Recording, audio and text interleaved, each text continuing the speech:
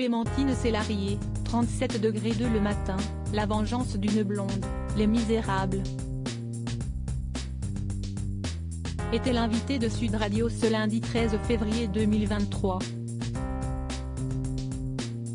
Au cours de cette interview, la comédienne de 65 ans, qui pour rappel annonçait en 2021 avoir un cancer, a notamment été amenée à revenir son début de carrière, et notamment sur ses premières apparitions médiatiques.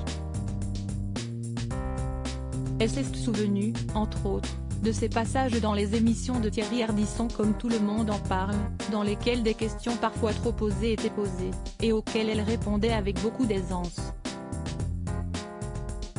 C'était la liberté. Je l'aimais beaucoup Thierry Ardisson, mais quand on est jeune, on ne se rend pas compte de l'effet et l'impact que ça peut avoir. En tout cas, moi je ne me rendais pas compte. Mais il y a des actrices qui se tiennent beaucoup mieux. Moi, ce serait à refaire, je referais pareil. Je me suis toujours dit que ce n'était pas grave, a-t-elle expliqué, en ajoutant avec humour qu'elle est aujourd'hui, en raison de son âge, moins associée à un sexe symbole qu'autrefois et que ça, si est bien.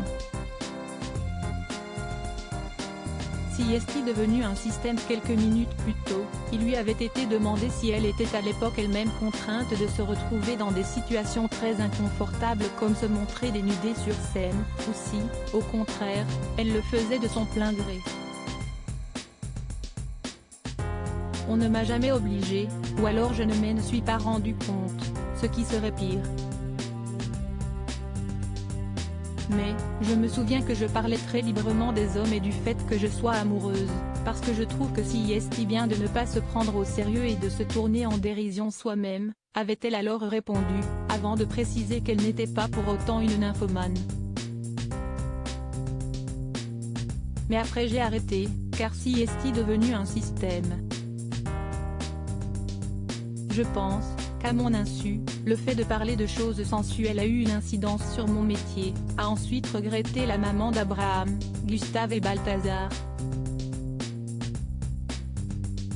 À noter que cet entretien a été réalisé à l'occasion de la diffusion ce soir sur Canal+ du documentaire Elle parle d'elle, consacré à Joséphine Baker et auquel elle prête sa voix.